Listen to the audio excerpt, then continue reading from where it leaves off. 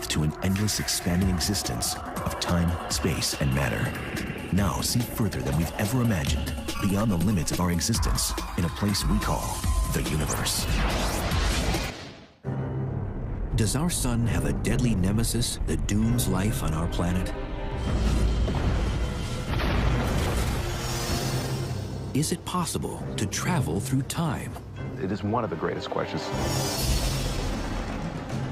What happened to matter's evil twin? The mind hunts for an explanation. How did the water on Mars disappear? And what came before the Big Bang? This is the greatest mystery in all of science. Big questions and cutting-edge science. The universe, unexplained mysteries.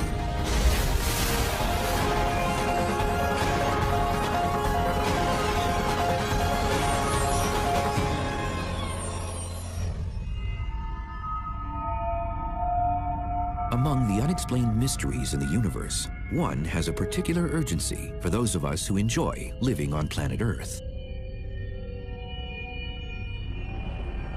Do Earthlings have a regularly scheduled date with extinction once every 26 million years? And if so, what causes this periodic hard rain of destruction? You have this enormous explosion. Anything within thousands of miles will be killed. You're talking here first of the blast wave, of the tsunami. You're talking about the enormous heat. Fires all around the globe. And then darkness. For millions of years, enormous objects from space have slammed into Earth with disastrous results.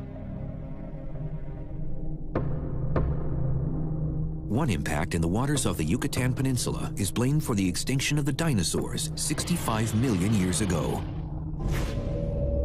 But this wasn't the first mass extinction on Earth, and it probably won't be the last. And it wasn't the biggest mass extinction event of all time, because that one was the Permian extinction, in which 95% of the species in the oceans died and about 80% of those on land. So radical extinction events have happened.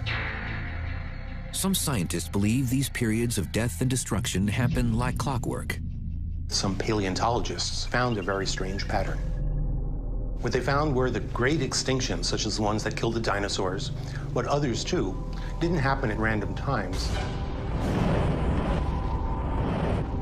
but seemed to occur on a regular time schedule. That was very strange. They were disappearing every 26 million years. It was begging for an explanation. Astrophysicist Richard Muller believes the explanation for this periodic destruction is a dim red dwarf star lurking on the edge of the solar system. A star that he fittingly calls Nemesis.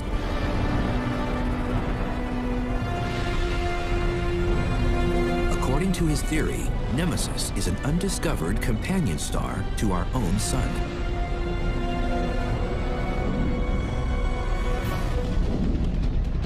It travels between 1 and 3 light years from the center of the solar system on an elongated elliptical orbit.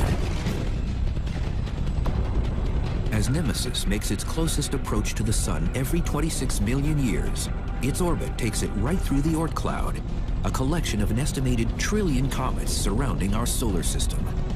That's when the order of the solar system turns especially chaotic. When that happens, Nemesis gets close to the comets and perturbs their orbit. According to Muller's theory, the gravitational disruption caused by this small, innocuous star causes long, undisturbed comets to break away from their orbits in the Oort cloud. Pulled towards the sun by its gravity, 1 billion comets are sent careening toward the inner solar system. A handful inevitably cross paths with the Earth, resulting in massive impacts and mass extinctions.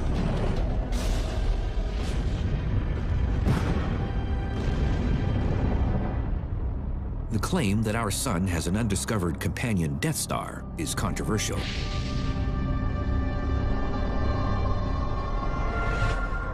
Most scientists believe that the Sun is a solitary star with no companions. But in the universe, binary or even triplet stars grouped together by gravity are the norm.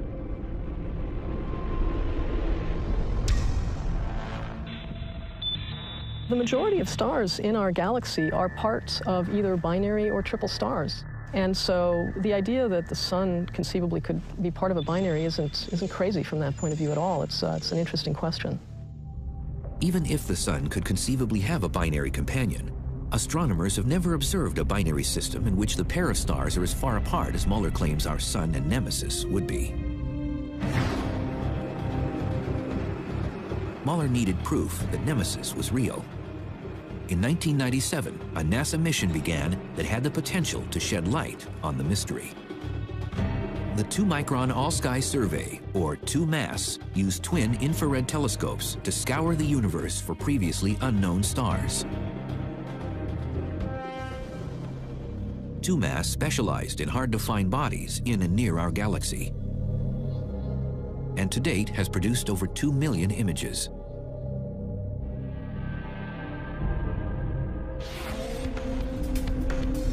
If Nemesis was out there, 2MASS should have spotted it.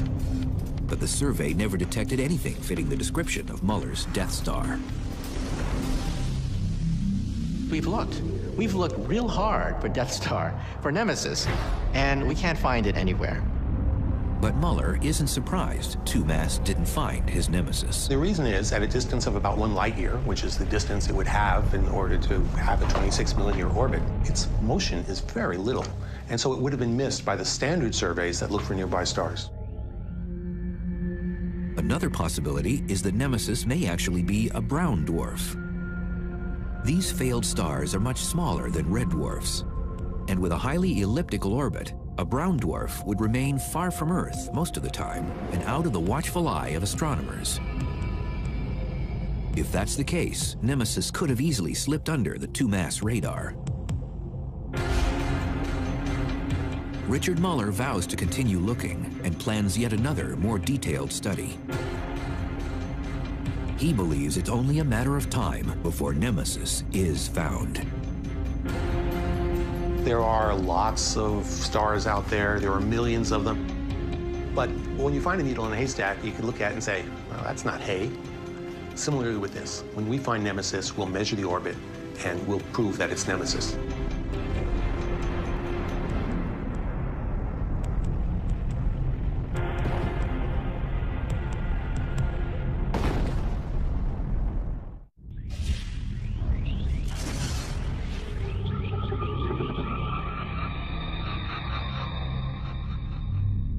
Of all the unexplained mysteries in our universe, perhaps the most tantalizing and controversial is whether it's possible to travel through time. Can we really travel back into the past? Can we really alter our destiny? It is one of the greatest questions.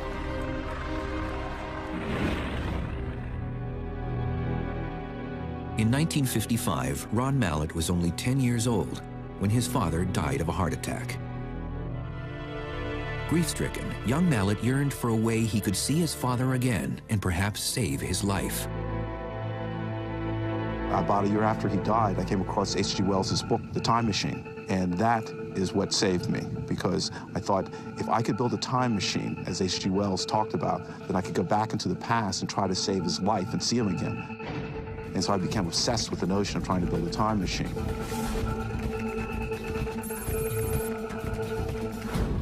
Gentlemen, I am talking about traveling through time. The Time Machine was a work of fiction, but Mallett soon discovered there was science to support the mysterious notion of time travel. And the source was none other than Albert Einstein. Einstein theorized that space and time were linked, so that one could imagine space-time as a sort of fabric or sheet. With his general theory of relativity, Einstein showed that a massive object, like a planet, a star, or black hole, actually warps the fabric of space and time. In fact, Einstein believed that gravity, the force that binds us to the Earth and keeps the Earth in orbit around the Sun, is really just an effect of this warping.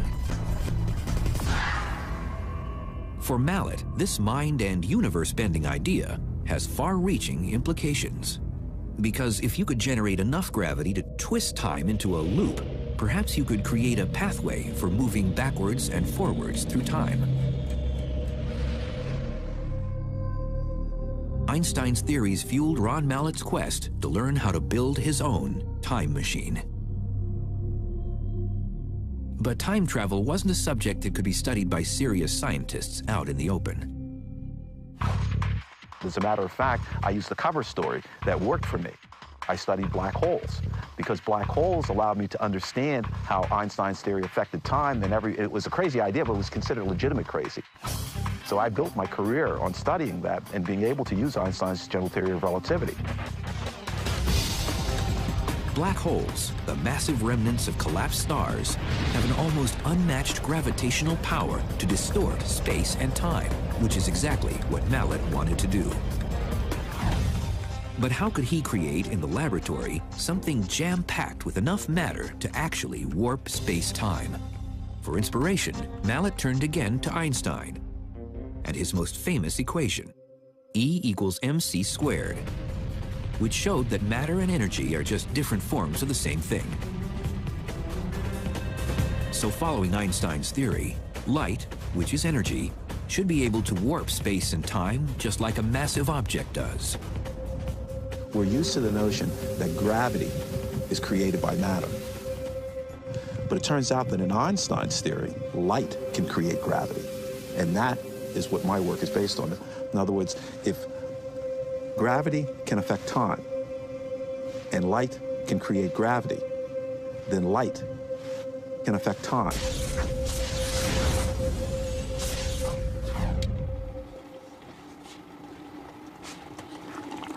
Mallet has built a model to demonstrate his concept, that a circulating laser beam can create a tunnel of light that twists space and time.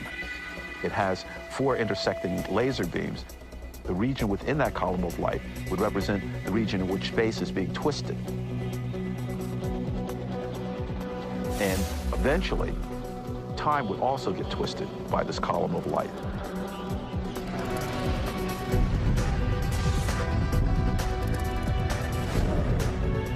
And this would allow us to travel back into the past. The first time traveler will have to be something much smaller than a human being, a subatomic particle like a neutron. What we're trying to do is not human beings, but to try to send subatomic particles information to that. And that is a huge leap in itself, because imagine if we can send information back into the past that could tell us about future disasters and be able to avert those disasters.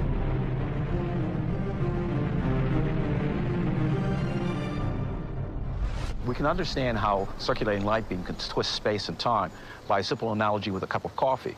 If we think of the coffee and the cup as being like empty space, and we think of the spoon as being like a circulating light beam, then you can see what happens to the coffee as I stir it. The coffee swirls around. Well, that's what the circulating light beam is doing to empty space. And we can see the effect of this in case of the coffee by putting in a coffee bean. As I swirl it around, the coffee bean gets swirled around. In the case of the laser, as the beam is circulating, we put a subatomic particle called a neutron in. And as we stir the space around, the neutron will get swirled around, just like the coffee bean. Now, remember, in Einstein's theory, space and time are connected, so that swirling of space will cause the straight line of time to be swirled into a loop. And along that loop in time, we can go from the past to the present to the future, and then back into the past.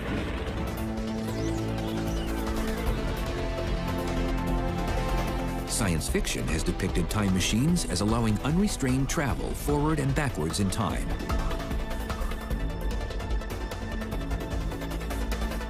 But Mallet cautions that a time traveler could only journey back as far as the moment that the time machine was first turned on. In other words, if I turn the device on today and I leave it on for 100 years, that someone 100 years from now could travel back 75 years, 50 years, 25 years, all the way back to the moment I turned the device on. But they can't travel earlier than that because the device didn't exist earlier than that. And it's the device that's creating the effect. So there's nothing for the time travel to materialize into.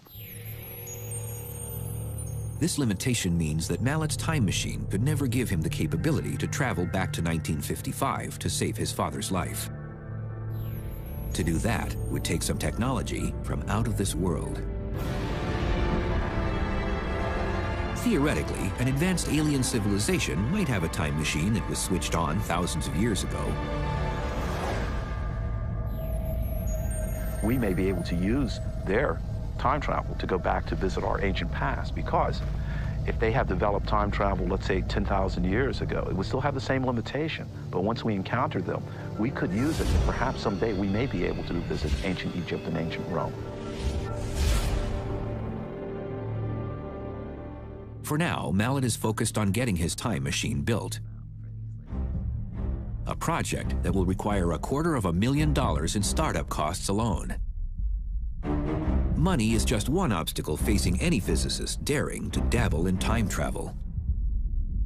There are also certain paradoxes that many believe make time travel impossible, like the infamous grandfather paradox. Imagine you go back in time and kill your own grandfather before he meets your grandmother. Therefore, you never would have been born, and therefore couldn't have gone back in time in the first place. And then a loop is set up of possible, impossible, happened, it didn't happen. But Mallet believes recent advances in theoretical physics suggest that these paradoxes aren't a problem at all. Many physicists now believe in the far-out notion that our universe is just one of many parallel universes. So that when you go back in time, you might actually be entering a parallel universe in which you can alter events without affecting the universe you came from.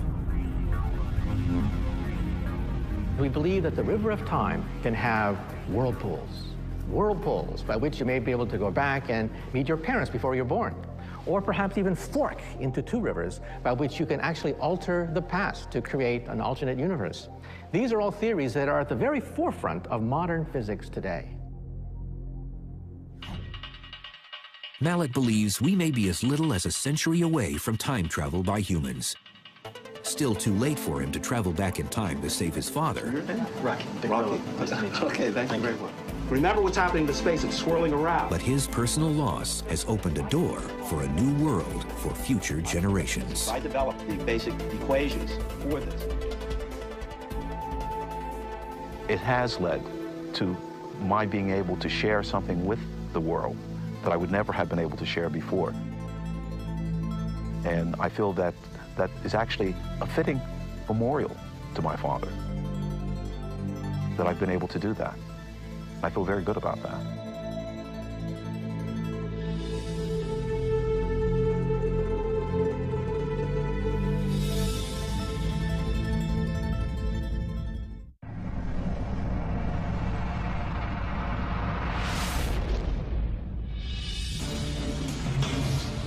As the universe was first forming, scientists believe it was comprised of more than just the regular matter that now makes up everything around us.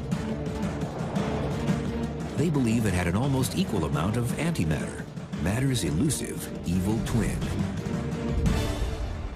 If you go back to the very early universe, it turns out that it was made of matter and antimatter. It turns out that every particle has an antiparticle. And it sounds kind of crazy, but it's real. It's sort of sci-fi, you know, antimatter. But what is this mysterious antimatter, and where did all of it go? Antimatter is exactly like matter. The difference between it is the fact that it has a completely different charge associated with it. Regular matter is made of atoms, which in turn are made of subatomic particles, like negatively charged electrons and positively charged protons. Antimatter are the opposite of these particles. They have the same mass, but the opposite electrical charge. Proton's a positively charged particle, that's the nucleus of the atom. The anti-proton would be a negatively charged proton that has exactly the same mass. In our universe, opposites attract, and particles and antiparticles are pulled together. One would think this is a relationship made for the heavens. But every time matter comes in contact with antimatter, the outcome is the same. They annihilate each other. Imagine two spaceships hurtling through space on a collision course. One is made of regular matter. The other is an antimatter craft built by an alien civilization. The impact would be spectacular, and there would be no wreckage left behind for cosmic crash investigators to examine. The matter and the antimatter disappear. Poof, they're gone. But the energy doesn't disappear. The energy re-emerges in the form of two very energetic gamma rays, photons. And the amount of energy locked up in a tiny amount of mass is quite astonishing. If you take matter and antimatter and combine it, it is explosive. And in fact, it is one of the greatest sources of energy in the universe, the collision of matter and antimatter. So if I were you, I would not put antimatter in your pocket if you know it's good for you. Volatile as antimatter is when it meets matter, there's a tremendous energy potential if we knew how to harness it. So to get an idea how much energy is locked up in matter, if you imagine for a minute that these two piles of sand that one is matter and one is antimatter, and you let them come together, they would annihilate and produce energy. How much energy? Enough energy to power all of California for a week, just in those two piles of sand. The biggest mystery surrounding antimatter is this. If there were nearly equal amounts of matter and antimatter in the early universe, then where is all the antimatter now? One of the great mysteries of the universe is what happened to our evil twin, antimatter. Everywhere we look in the heavens, we see ordinary matter. We don't see antimatter. There's only a small amount of antimatter coming out of the center of the Milky Way galaxy. Why this universe appears to be made entirely of matter and there isn't much antimatter to be seen out there is a mystery. I don't think it'll ever be explained anyway, but the mind hunts for an explanation. One possibility is that perhaps there was a slightly higher percentage of matter than antimatter in the early universe. So as the particles and antiparticles collided in a war of annihilation, that small percentage of matter survived. The last living veterans of our most ancient battlefield. For every billion antiprotons, you need 1,000,001,000 protons. Then the billion all annihilate, and you're left with that one proton. And the leftover is us. We are the residue. We are the leftover of this titanic blast of energy released by the collision of matter and antimatter at the instant of time.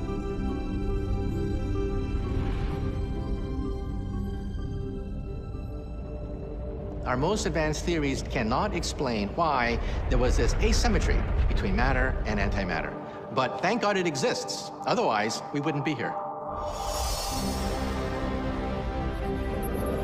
But even though matter prevailed to make up everything we see around us, could there be distant galaxies or regions of space where antimatter still reigns supreme? It may be that there are entire galaxies that are just 99.9% antimatter, just like this one is matter. And if an antimatter galaxy were to run into a matter galaxy, then they both would be annihilated in some stupendous flash of light and power. As strange as it is, scientists have learned how to create minute quantities of antimatter in laboratory accelerators for medical purposes. Particles of antimatter from decaying radioactive material are injected into the body to create PET scans of the brain. Many people don't realize that when they go to the hospital and have a PET scan, they're actually being injected with a source of antimatter. The P in PET corresponds to positrons. Positrons are anti-electrons. And when it goes to some part of the body that they're trying to figure out what's going on, and then when the positron's emitted, finds an electron very quickly, annihilates with it, and the gamma rays come out of the body and are detected. It concentrates in the parts of the brain where there's mental activity, and then we can detect the emission of positron radiation. So this allows brain scans to give us gorgeous photographs of the thinking brain, made possible by antimatter. While antimatter has helped to unlock the secrets of the human brain, the human brain has yet to unlock all the secrets of antimatter.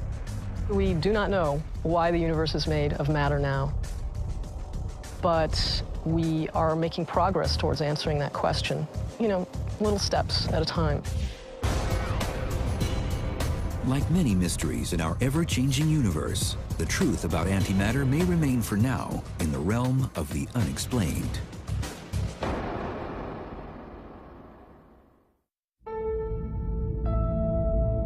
Mars and mystery have always gone hand in hand.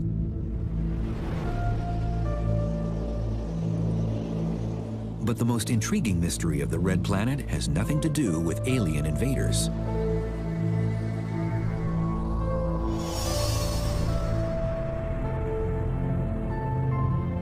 Scientific evidence suggests that Mars was once a more Earth-like planet, with one of the key elements to support life: water. Water existed in abundance on Mars. We find the evidence of old flows. We see a little tiny bit of water vapor in the atmosphere. There are even features on Mars that look like old river valleys and floodplains. It was once a tropical planet with oceans and seas, but all that water disappeared. How could all the water on Mars have simply vanished? And why did it disappear? These are mysteries that scientists are struggling to solve.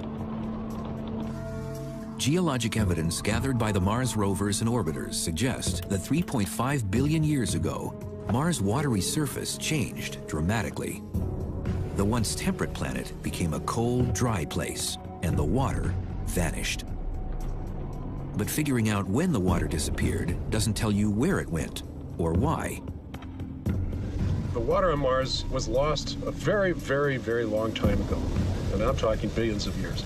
And the clues that would lead you to know where that water went are long gone.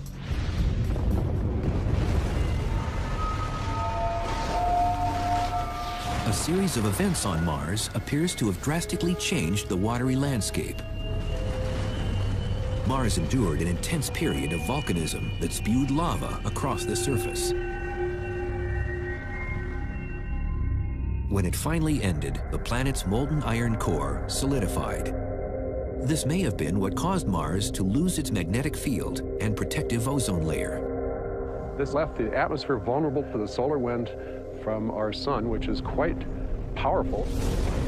Solar winds pummeled the planet for millions of years, stripping any remaining atmosphere. Now, water vapor that once fell as snow or rain escaped the planet's small gravitational field.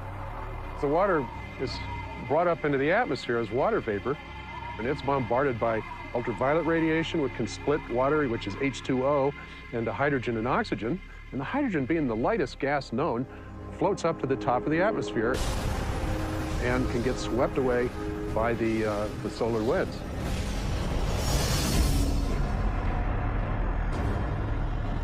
Another theory for the loss of Mars' water involves a threat from outside the planet. There's evidence that in the early years of the solar system, Mars resided in a deadly flight path. There's one cluster about 3.9 billion years ago called the Great Bombardment that really must have peppered that planet with many, many impacts. And that kind of an event would have actually thrown material and atmosphere right off of the planet and outside of the gravitational field. Let's imagine that we have an asteroid here, and this asteroid is really the size of a mountain. And imagine this is tumbling through space at very high speed. And we're talking tens of thousands of miles per hour. If we come zipping in at high speed, splat. It's lost to space. Much of it will sink in, some will become atmospheric gases sputtered away to space, some will be lost.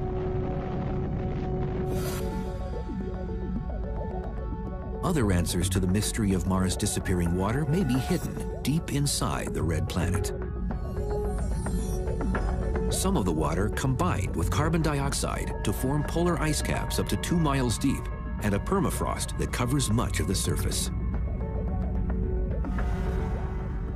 But there's evidence that beneath the ice, liquid water still flows. Much of the water on Mars has gone underground, and some of it certainly has migrated down to a depth where it's warm enough for it to exist as liquid water. And then when it gets colder, it's going to be frozen into a cryosphere, if you like, an ice part of the subsurface. And then near the surface is going to dry out as the water can move through the soil and go into the atmosphere. University of Arizona scientist Peter Smith is eager to solve the mystery of Mars' disappearing water. Okay, I'm digging a little trench here to show you what happens if you get below the absolute hyper-arid surface and go down just a foot or so, because this is similar to what we're going to be doing on Mars. Smith is the principal investigator for NASA's Phoenix Mars mission. It's a robotic probe with one simple objective: land on Mars and follow the water. What happened to that water? It could have frozen into underground ice or even aquifers of liquid water. These are something we're looking for today, using radio and radar to penetrate through the surface and try and locate these reservoirs of water. Smith believes that Arizona's Wilcox Playa reflects what scientists will find when Phoenix finally scratches the red Martian surface. Even though the surface is parched and salty and dry, just within 6 inches of the surface is a very wet clay, like a reservoir of water, and there's a whole ecosystem of life that's living in these wet soils and these clays. When it rains, it comes to the surface. And in fact, you see little pools where actually brine shrimp that are locked into these soils. We wonder if we get down under the surface in the right place on Mars, and that is the permafrost region, can we find the same sort of ecosystem around the ice melting over time as climate changes that's habitable for some sort of Martian life forms? Some believe that life on Earth originated on Mars and that its strange transformation foretells our destiny. If that's true, finding Mars water may lead us back to our cosmic beginnings and into the future.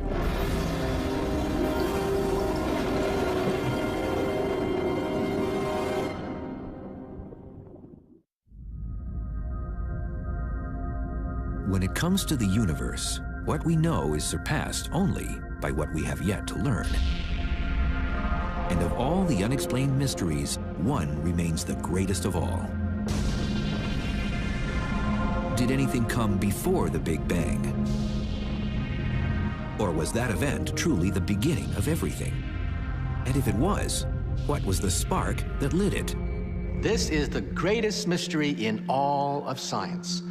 What started creation itself? Big Bang Theory has this tremendous hole in it. We are clueless. We are clueless as to what set the Big Bang into motion.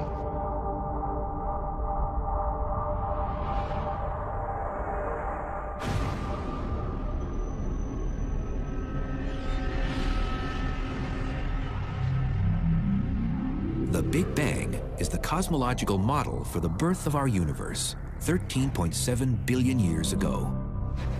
Everything in our universe can be traced back to that moment. There seems to be this mysterious point at the beginning, and we call that the singularity. But even though it's mysterious and has many open questions associated with it, it still makes a good starting point for our timeline. But our scientific instruments are blind and deaf to the period before the Big Bang, if such a period existed at all. The singularity is like a horizon that we can never see beyond. Because in the creation, time was created along with space and along with matter. And the Big Bang is just that sort of event. And therefore, it's impossible to know what happened before the creation event. Nevertheless, scientific speculation as to what happened before the Big Bang is something that intrigues the greatest minds in astrophysics.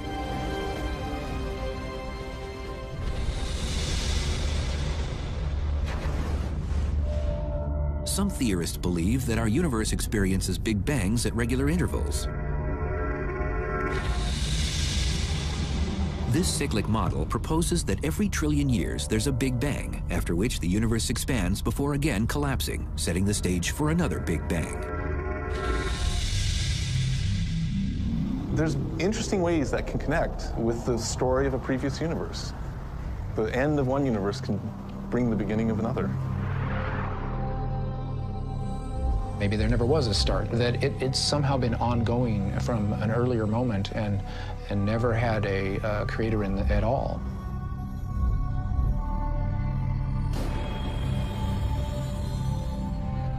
But we might be closer to an explanation of the pre-Big Bang than we know. The cosmic reverberations from the Big Bang that still echo through the universe may actually hold the answer to the moment before the singularity. Turns out these standing waves are key to how we understand the universe today. Inflation gives the universe one big hit at the beginning, just like I'm hitting the pot right here. It forms the standing waves, and we can look for those symmetrical patterns in the cosmic radiation today.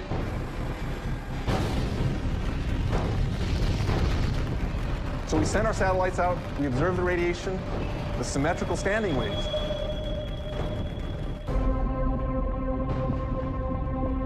A new wave of detectors, gravity wave detectors, will be launched into outer space in the next decade. Connected by laser beams, any shock wave from the instant of creation will jiggle these laser beams and will be able to then record the vibrations left over from the Big Bang itself. That's why I'm confident that we'll be able to probe not just the Big Bang itself, but even the pre-Big Bang era in the coming decades. The lasers will also detect sources of inflationary energy and perhaps determine the mechanism that created the Big Bang.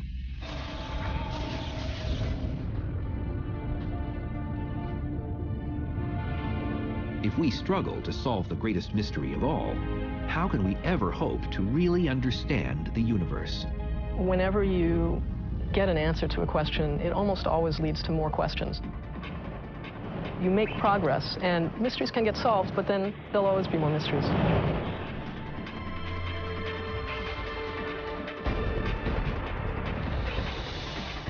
We are the result of the universe attempting to understand itself. That's my conception of our place in the universe. And so that makes it difficult to understand, but nevertheless, it might be possible.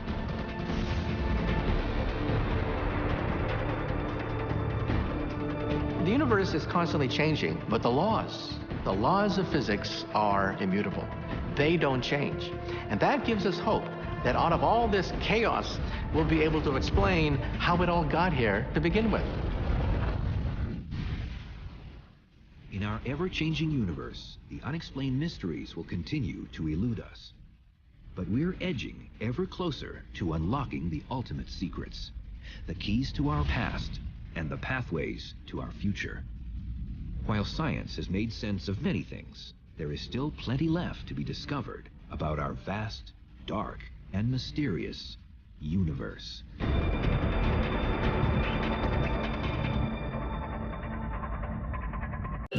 And then, bang, giving birth to an endless expanding existence of time, space, and matter. Now see further than we've ever imagined, beyond the limits of our existence, in a place we call the universe. Does our sun have a deadly nemesis that dooms life on our planet? Is it possible to travel through time? It is one of the greatest questions. What happened to matter's evil twin? The mind hunts for an explanation. How did the water on Mars disappear? And what came before the Big Bang? This is the greatest mystery in all of science. Big questions and cutting-edge science. The universe, unexplained mysteries.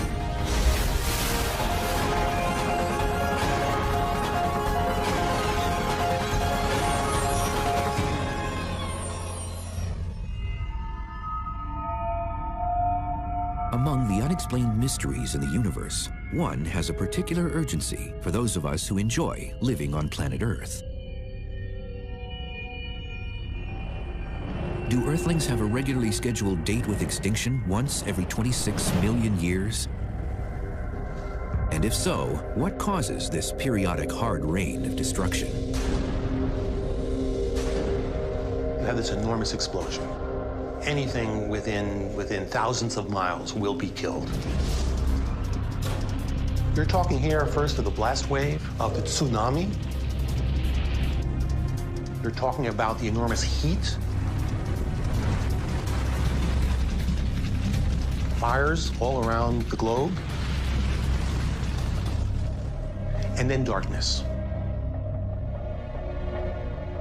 For millions of years, enormous objects from space have slammed into Earth with disastrous results. One impact in the waters off the Yucatan Peninsula is blamed for the extinction of the dinosaurs 65 million years ago. But this wasn't the first mass extinction on Earth, and it probably won't be the last. And it wasn't the biggest mass extinction event of all time, because that one was the Permian extinction, in which 95% of the species in the oceans died and about 80% of those on land. So radical extinction events have happened.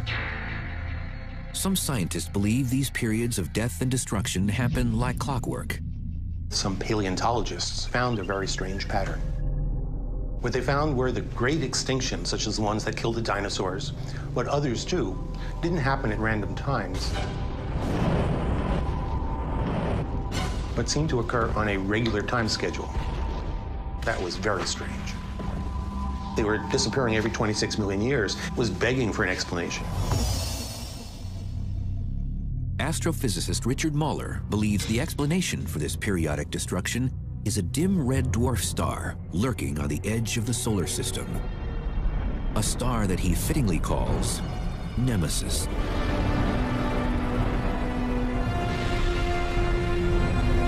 According to his theory, Nemesis is an undiscovered companion star to our own sun.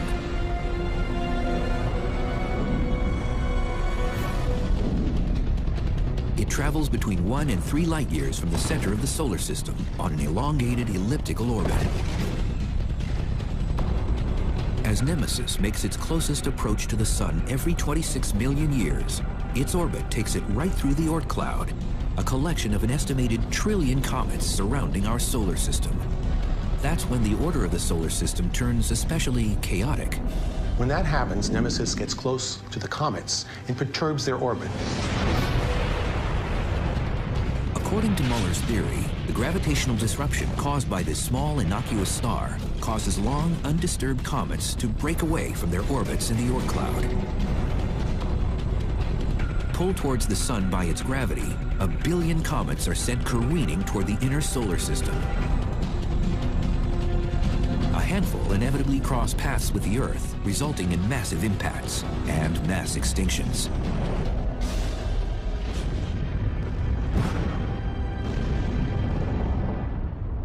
The claim that our sun has an undiscovered companion Death Star is controversial.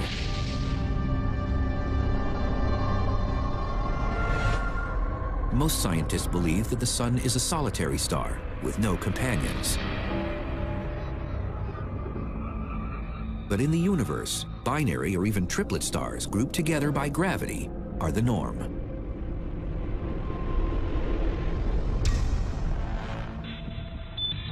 The majority of stars in our galaxy are parts of either binary or triple stars.